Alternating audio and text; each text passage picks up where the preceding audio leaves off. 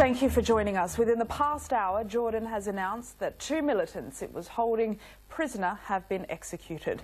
One of them was this woman, Sajida al-Rishawi, the failed suicide bomber whose release had been demanded by Islamic State militants as part of a hostage exchange. Well, the executions came just hours after Islamic State militants released a video that shows a captured Jordanian fighter pilot being burned alive in a cage. Around the world, there's been condemnation over the killing. Lieutenant Moaz al-Kasasbeh was captured by the jihadists in December after his plane came down in Syria. He was taking part in the American-led operations against Islamic State. From the Jordanian capital, Amman, Paul Adams reports. This was the news that many Jordanians had been dreading for weeks.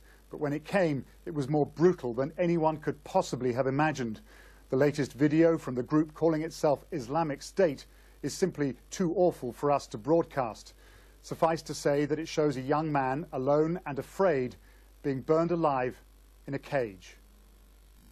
27-year-old Lieutenant Moaz al-Kasasbeh, a fighter pilot and devout Muslim, missing since his plane crashed in Syria 6 weeks ago, and now the first member of the US-led coalition to die at the hands of Islamic State.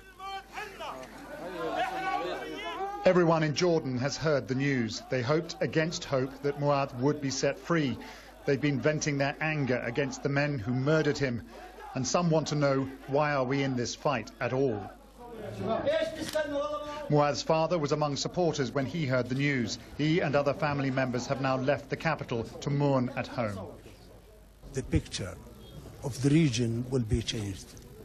It means that the fight against IS and all terrorists will be stronger, firm, and more effective.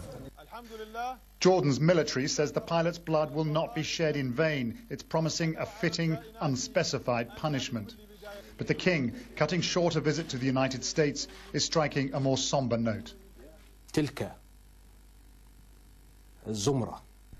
They are a criminal group which has no connection with our great religion. The brave pilot Moaz died defending his beliefs, homeland and nation. He joins all the martyrs who made the ultimate sacrifice for dear Jordan. The mood here in Amman tonight is furious.